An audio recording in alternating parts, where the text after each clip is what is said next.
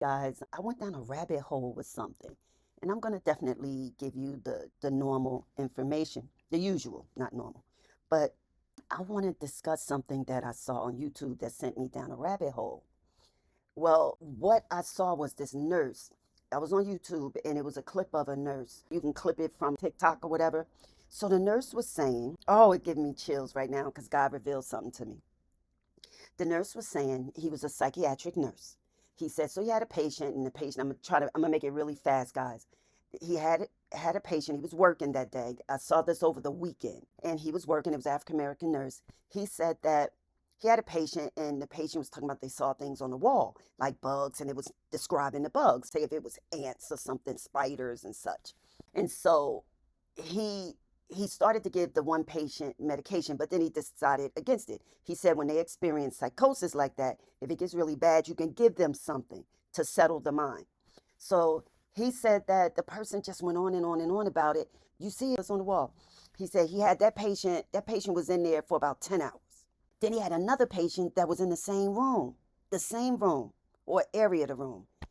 And two, that person described seeing the same thing as the one before, spiders and such on the wall. He said I just had a chill, when he saw the third patient that was placed in the room, he doesn't place them in the room. He just comes in, check on them, monitor them, give them medicine. He said a third patient, he went into the room and was really upset over the same thing, seeing things and asking the nurse, don't you see it? So I was like, wow. And he said, and I'm wondering, he said, we're medicating these people, but how could three people see the same thing? He said, now that's odd. They weren't in a room together.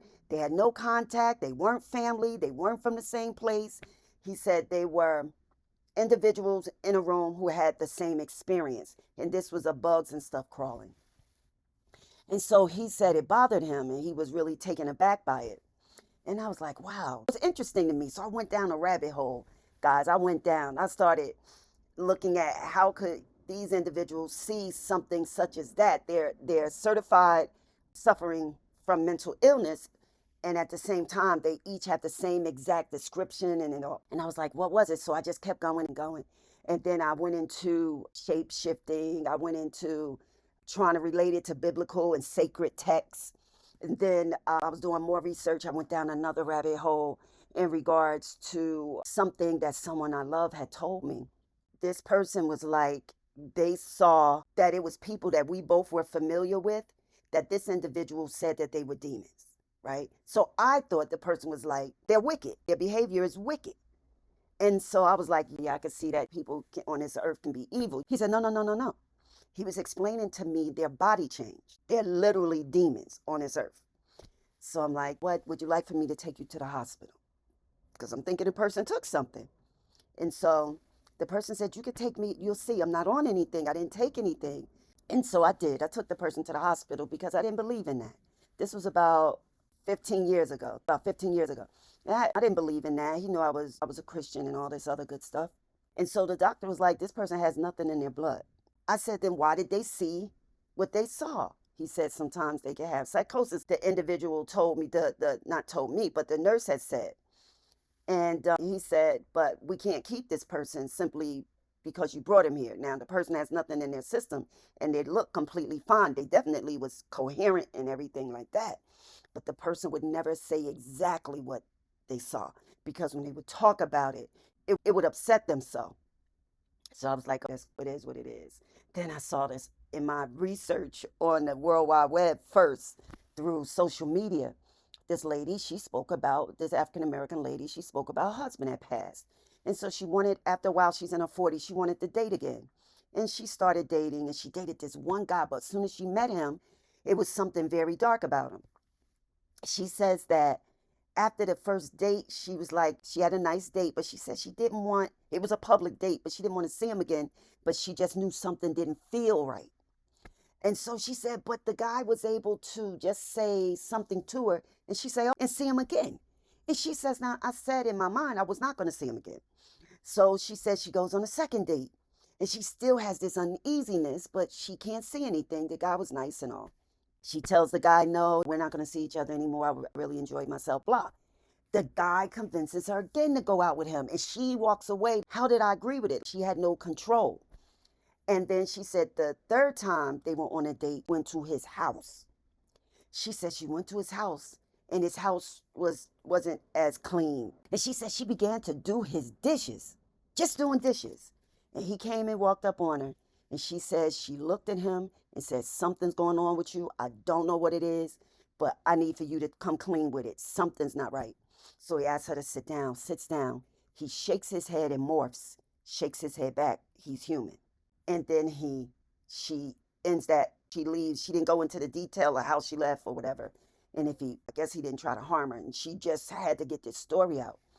Then there was another video that I watched. There was a few, but I'm talking about the ones that appear to be credible.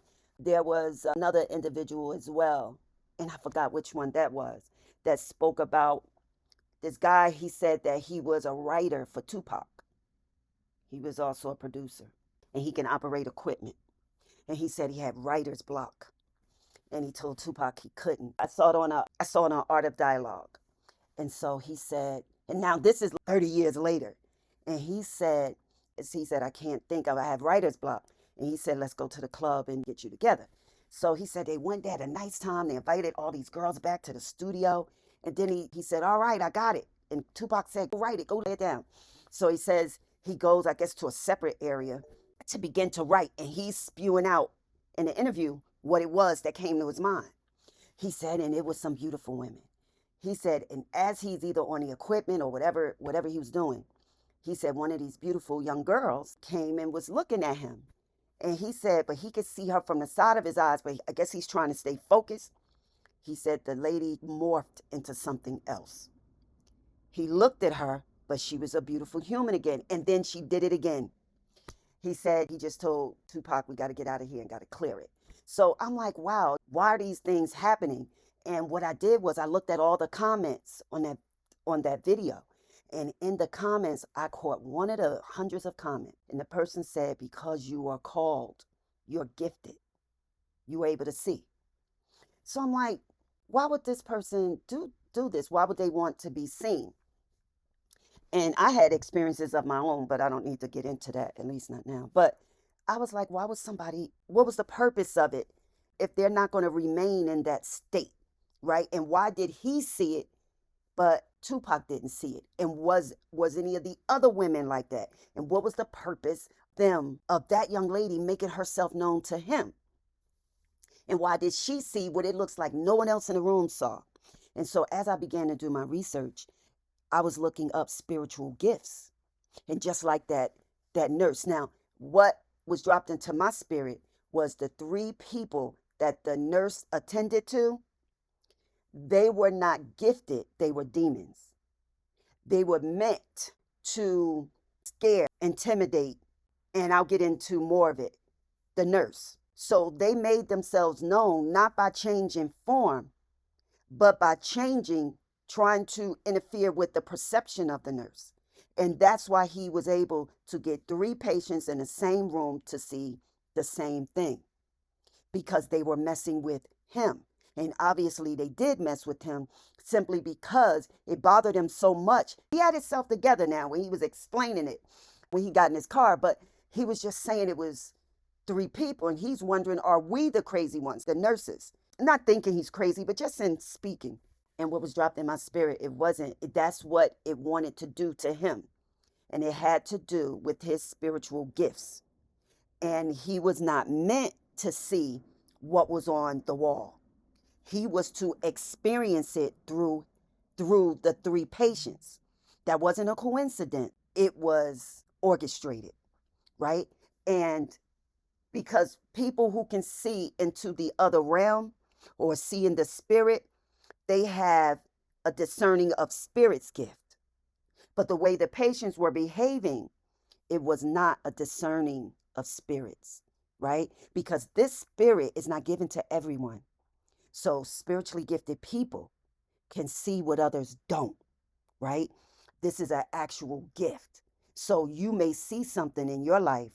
You may see something in your life that other, and you try to describe it to someone else, and because they don't have the experience like the person described to me 15 years ago, and I took them to the emergency room and learned that it could have been psychosis, but yet the person had no diagnoses.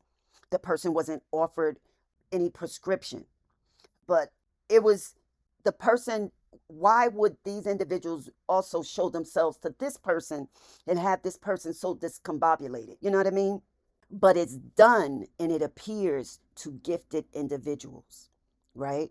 Because seeing in the spirit is a spiritual gift and is known as the discerning of spirits.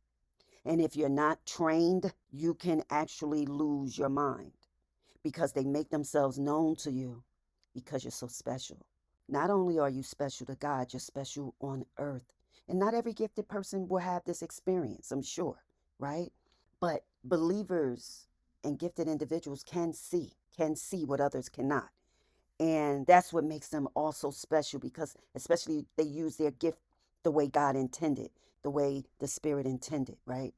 I looked at a biblical verse I was able to find. It was in Ephesians. I'm not being preachy. Y'all just bear with me.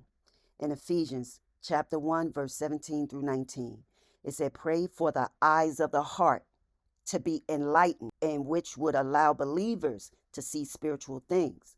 The eyes of the heart is the discerning of spirits. But when you discern the spirits, you are also not to be terrified of the spirits, right?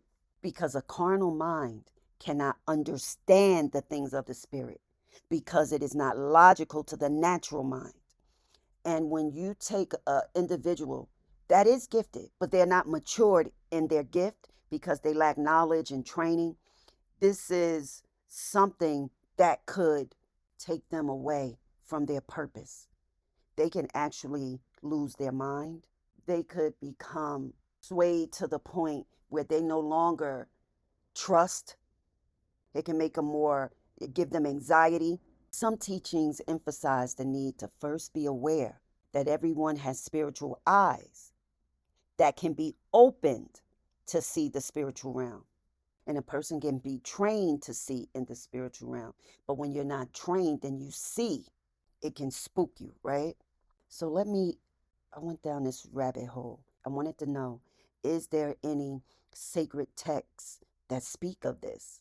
They just, of course, it had the Watchers. They spoke about the Watchers, which is a group of angels who descended on earth that took women as wives and made babies. So they became more earthly. They weren't shape shifting though.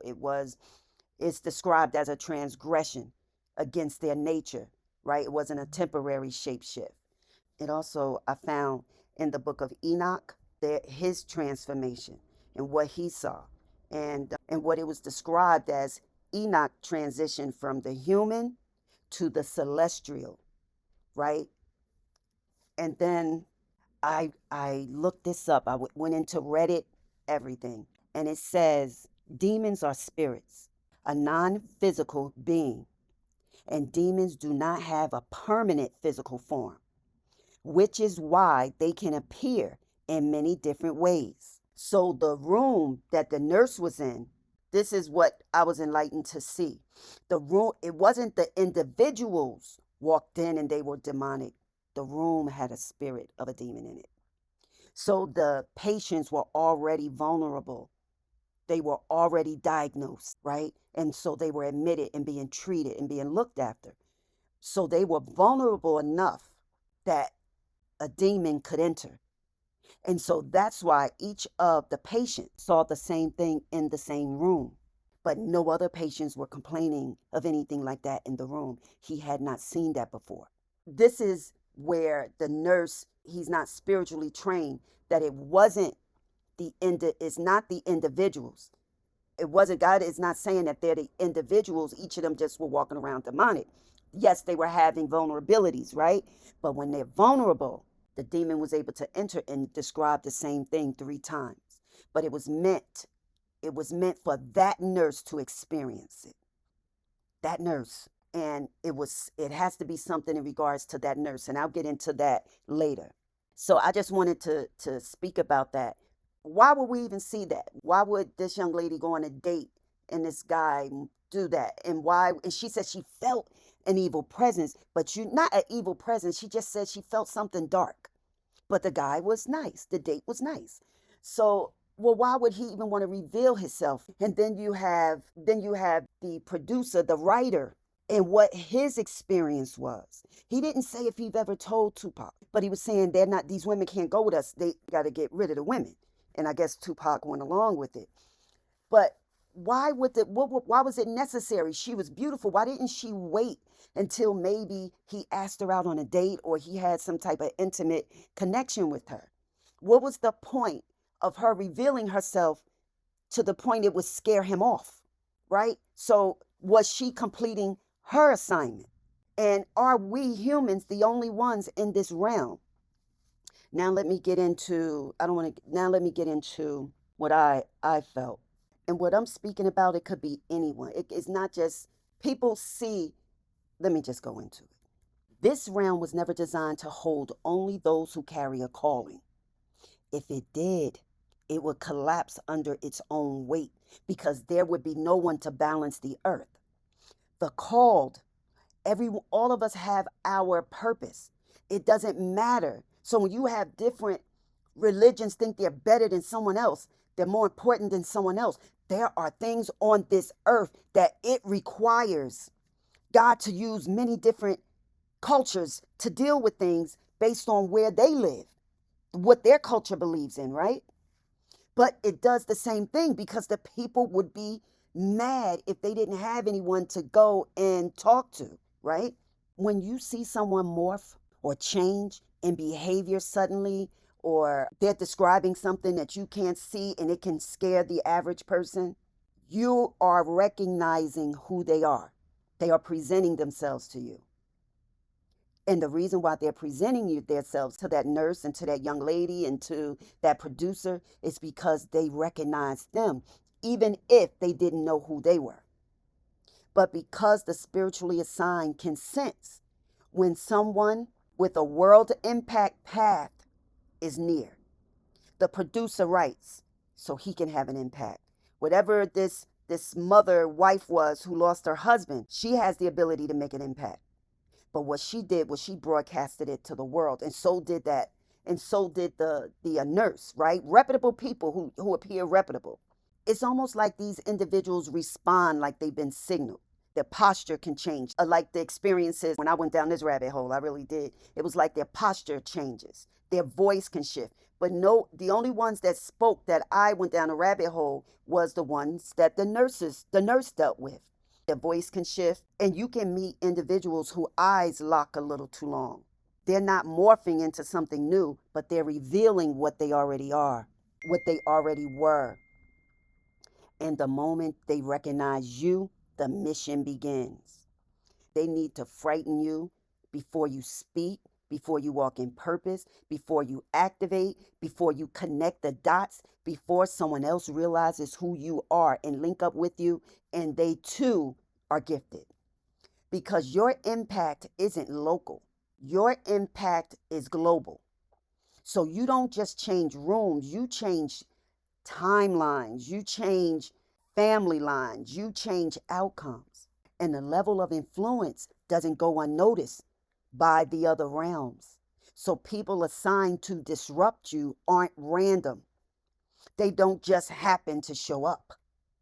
They appear when the field around you signals that you're about to cause a shift in someone else's life or in your own. Maybe this guy was going to write something for Tupac and it was going to be a big hit. Maybe the nurse was going to just do something as well, but just basically follow me. Most chosen individuals never realize someone recognized them first. We think we're the observer, but in the spiritual hierarchy, the one who shows their hand first is the one who's threatened. So the person who showed themselves to you, but you didn't reveal yourself to them, they know who you are and they're threatened by you. So when you witness someone where things are different, right, in front of you, it's not a warning, it's a confirmation of who you are. They were briefed on you. They sensed your path before you fully even stepped into it. They registered your impact long before you believed in it. They know what you will become, not what you are today. And their assignment is simple: neutralize the chosen before the chosen becomes an influential. Let's start neutralizing their message so it doesn't hit the right way. Let's make them appear off so when they do begin to try to come across with what it is they see, it won't have weight. Because your rise doesn't just elevate you, it destabilizes every system that benefits from your silence, not only on the earth realm, but also in the spiritual realm. They never win. The moment you recognize what's happening, the moment you see them change, their assignment weakens because the chosen are hard to stop once they become aware. Once you become aware of what someone is doing, it means something most people never catch. The person who reacts first, the one whose behavior changes suddenly. You're speaking to someone who's almost like they have multiple personality disorder, or you don't know why. All of a sudden, you're having a good conversation and they just get very violent or something. The one who becomes uncomfortable the moment you walk in. The nurse may not know. They know, but they just don't explain it, right? So that room, that demon needed to make itself known to that nurse because he must be an impactful individual, right? So the one who exposes their intentions without you saying a word unprovoked is basically an unprovoked situation. The producer was preoccupied doing something else. What would be the reason that person changed while he's trying to write, right? So they're not empowered, they're unsettled by individual. They reveal themselves early because your presence disrupts whatever they were planning behind the scenes. You're doing something they don't want you to do, is interrupting something that they're trying to do or they're sent to do, because people who are in control don't expose themselves. People who have authority don't adjust their behavior. And people who feel secure don't reveal their intentions. So you can throw a person off, right? You wonder why, what's all that about? Or you ever meet people and they don't like you and you are wondering, I've never done anything to this person. But it's like I showed up and they just automatically don't like me. Because someone who feels spiritually overpowered reacts before anything ever happens. So when someone studies you a little too closely, or tries to insert themselves into your path, or attempts to interrupt your momentum, or suddenly shifts their energy around you, they're not warning you of who they are. They're confirming who you are. They show their hand first because your presence activates their insecurity. So they're threatened not by what you've done, by what you carry, by what you represent, by where your life is heading, by the potential you haven't even stepped into yet. The spiritually chosen don't need to announce themselves. Your assignment shows through your endurance, your perception, your accuracy, and your impact. But the individuals who are threatened, they expose themselves trying to stop something they can't understand or control. So their early reaction is your evidence. Their discomfort is your confirmation. Their exposure is your advantage. And this truth, many chosen individuals learn late in life, not because it was hidden, but because it was too obvious to believe. Again, in the spiritual hierarchy, the only one who shows their hand first is the one who's threatened. So basically, they have to water you down. They have to get you in a state where you are not believable.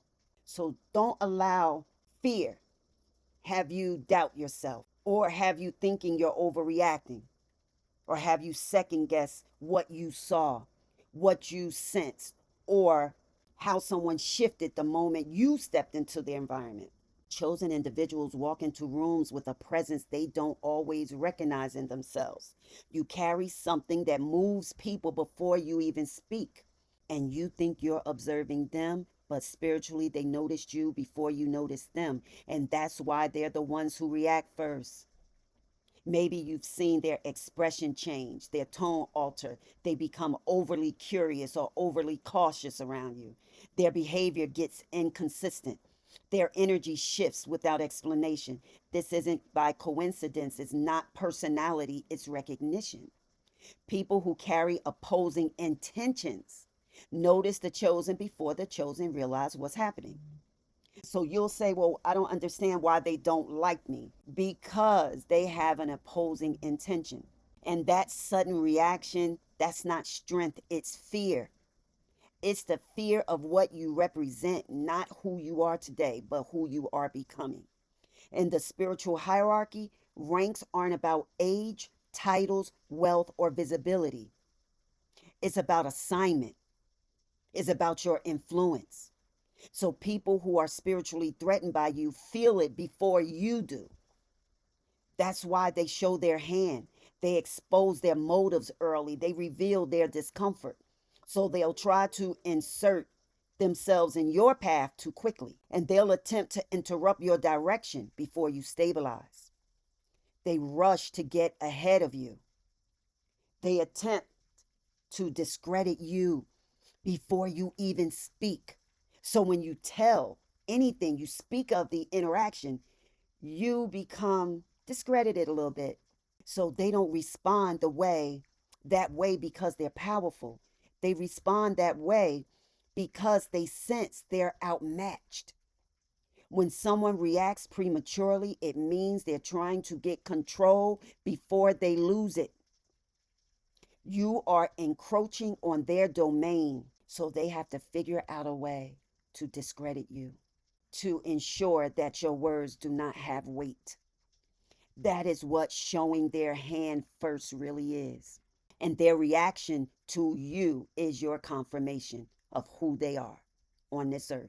And people reveal their intentions not through what they say, but how quickly they shift when you appear. Some of the most telling reactions you'll ever see, are silent.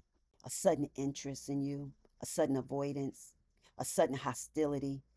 Suddenly they give you attention. Suddenly they'll mimic you. They'll repeat your words, right? To discredit you. Suddenly they may charm you and they may also resist you. And all of these behaviors are signs that your presence activated something in them. It means they sensed your influence, your assignment, your accuracy, your inner strength, and your future impact. They may not know your full purpose, but they know they tapped into something that's good, that's pure, that's impactful. It threatens what they stand for. So they show themselves. They react before you speak because your silence is already shaking something inside of them. Most people misinterpret these reactions as red flags, but don't understand what the red flag actually means. When someone shifts like that, they're not announcing danger. They're announcing that they lost control the moment they came in contact with you.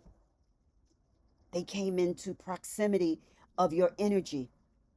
People who feel stable do not adjust themselves for anyone. Only those who feel spiritually exposed or overpowered react first. Only those who feel unprepared reveal themselves quickly. Only those who feel inferior try to dominate the narrative. They want to direct the atmosphere, right?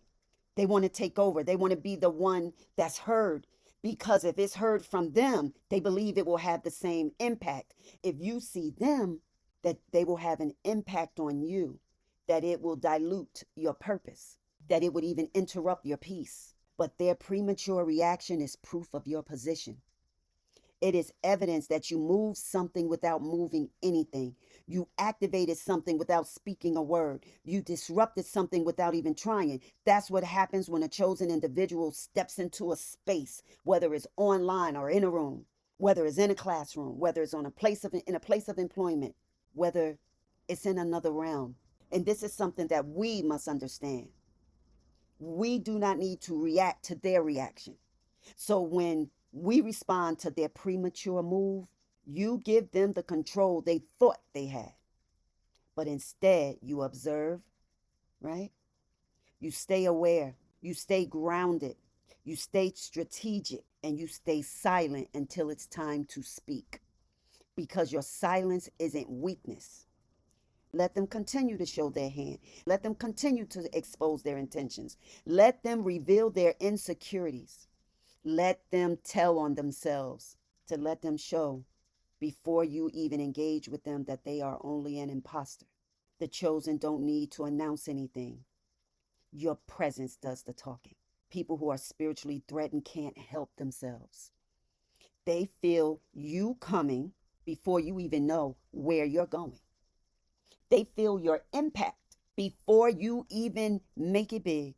They feel your influence before you claim it. And they feel your presence before you assert it. They know you don't move like everyone else. You don't think like everyone else. You don't bend the way they expect. And that makes them uneasy, because someone like you, with your insight, your endurance, your accuracy, your purpose, can damage everything they built on false power and with a false identity. So they react first. They expose themselves early, not because they're strong, not because they're good, because they're afraid of the moment you realize who you are before you make that impact. You don't have to over explain. You don't have to defend yourself. You don't have to chase understanding why. You don't have to match their urgent need to dilute you.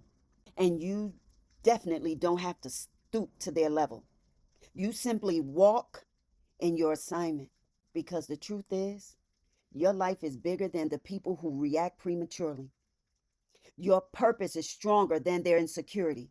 Your direction is more stable than the attempts to stop it.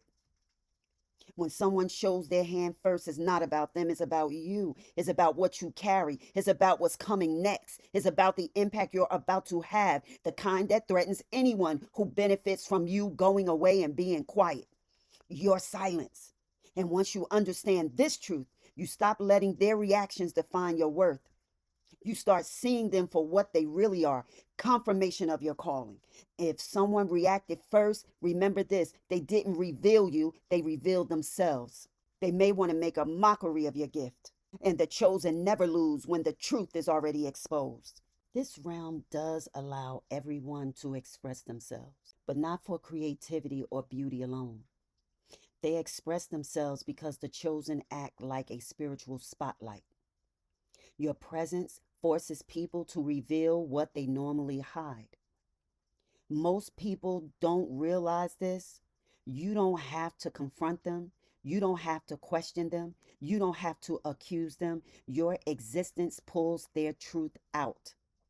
People make themselves known to the chosen because your energy strips their mask. They can't pretend around you. They're not reading their words. You're reading their intentions. Their behaviors expose their loyalty, their motives, and their secret discomfort. They show competition. They show a hidden envy.